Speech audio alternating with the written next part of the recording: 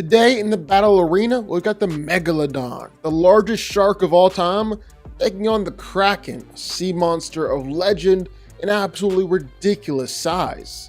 So who's ultimately coming out on top here? Which sea monster is going to take it all? Well, today, that's what we're going to find out. What's up, guys? This is Danko. I do fight breakdowns, power ranking videos, or more deep dives into your favorite characters and franchises, with new videos every week. So if that seems great to you, well, sit back and enjoy the video. Hit that like button if you want to, or hit the subscribe button while you're at it. You may think that you're afraid of the great white shark, but around 20 million years ago, there was another apex predator in the oceans that could easily put the great white in its place. It was called the Megalodon. It was a gargantuan shark that dominated the oceans for well over 10 million years before finally going extinct around 3 or 5 million years ago.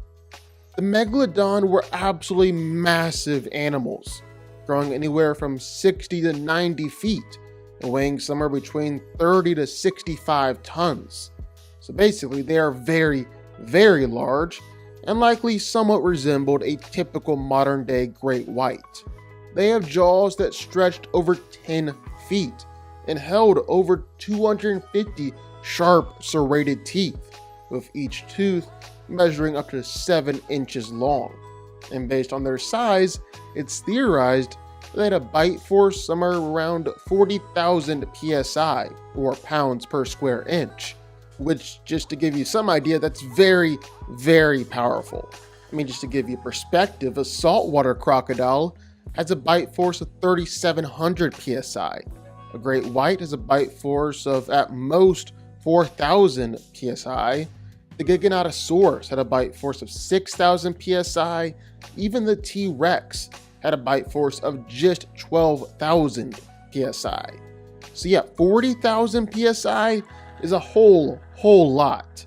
Even taking into account dinosaur-sized mouths and jaws, there is nothing, or has never been anything, that compares to a Megalodon's bite force.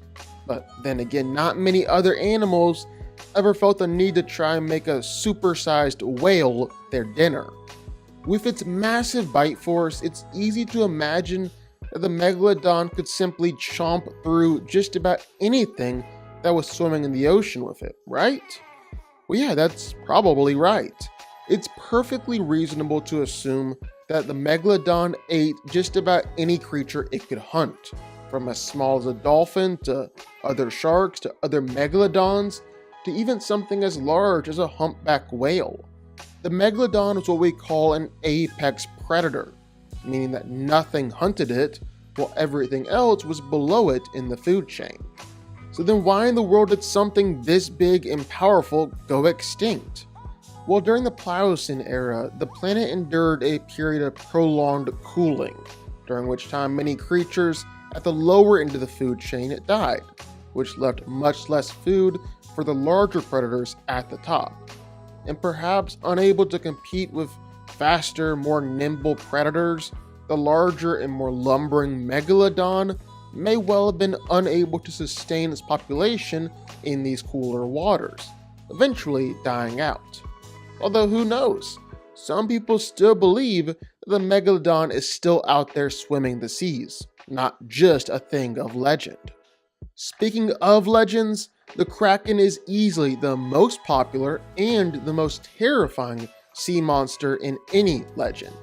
Described as a cephalopod resembling a giant octopus or squid, but just completely enormous, the beast is said to be capable of enveloping whole ships in the grasp of its tentacles and dragging them beneath the depths. The Kraken have been spoken of in sailors' tales and featured in various works of fiction since the 13th century, with these monsters being said to dwell off the coast of Norway and Greenland. A 13th century Icelandic saga tells of two massive sea monsters called the Sea Mist and Leatherback, with the Sea Mist believed to be a reference to the Kraken. Now, whales are the biggest animals swimming in the ocean, but the Sea Mist dwarfs them in size, and is the greatest monster in the water. It's in its very nature to swallow men and whales and whole ships and basically everything it can reach. It'll stay submerged for most of the time, but when it strikes at the surface of the water, it will destroy everything in its path. Now, it's entirely possible that the Kraken could have really existed. It could have just been very early sightings of a colossal squid, which can grow up to 100 feet long, including the tentacles. From there, the legend could have grown, because while the giant squid normally lives at great depths, they've been sighted up at the surface of the water and even reportedly been known to attack ships. Now, a lot's unknown about the Kraken, and so that kind of makes it hard to gauge in an actual fight, especially against an actual animal that we know existed. I mean, according to legend, the Kraken isn't just big enough to attack ships and cause them to sink, but to take the entire ship and drag it down to the infernal depths of the ocean. Some legends even have the Kraken with a body so big that it was mistaken for an island. It lured ships with the promise of a safe landing, and then snap, its mouth would close around the unfortunate prey, swallowing the ship whole. But ancient sailors aren't exactly a reliable source of information here, so we're going to mix legend with fact and model the Kraken off of squids and octopuses. Besides, the Kraken wouldn't have to be as large as an island to be a worthy opponent. Even if you make it just 3 times as large as the average giant squid, that would be roughly 130 feet long, so still bigger than the Megalodon. The underside of its long tentacles are covered in suction cups and capped with rotating hooks. Instead of teeth, the Kraken has a beak on its underside that can pierce even the hardest of shells or hides. And of course, its favorite pastime is sinking any nearby passing ships by creating giant whirlpools. Now, let me paint the picture here. We're off the coast of Norway, where the Kraken's and the Megalodon's territories overlap. It's night, the prime hunting time for both of these ocean beasts. The Megalodon would have the initial advantage, sensing the vibrations of the Kraken up ahead, and so stealthily, it could stalk the Kraken. It would circle its prey at a distance, sizing up the formidable foe, and then it would strike.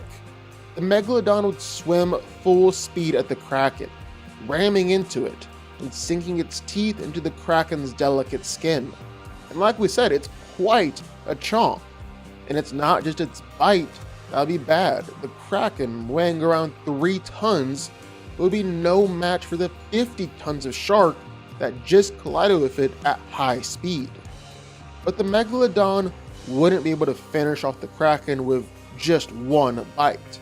So it would release the Kraken and circle again, preparing for its next strike. But the Kraken actually has a trick up its sleeve. It could either spray ink into the water, or it would vomit up its digested food. Either way, muddying the surrounding water, all the different smells and vibrations would disorient the Megalodon. And from there, what the Kraken lacks in weight, it makes up for in strength. Like an octopus, 90% of its body is pure muscle. It would whip its tentacles around, catching hold of the Megalodon with its wicked hooks. The Megalodon would struggle, using its body weight to try and escape the Kraken. But the Kraken is too strong. It's able to bring down whole ships, and its grip would be unshakable as its suction cups cling onto the Megalodon. The Megalodon could bite into one of the Kraken's tentacles, tearing it apart, but that wouldn't be enough. The Kraken would continue to wrap up the Megalodon, bringing the shark to its mouth, and with its giant beak, it would bite into the monster shark. 1 or maybe 2 bites, and the Megalodon would be defeated.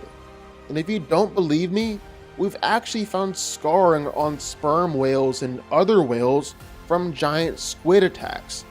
We know that modern day giant squids are actually capable of defeating modern day great whites.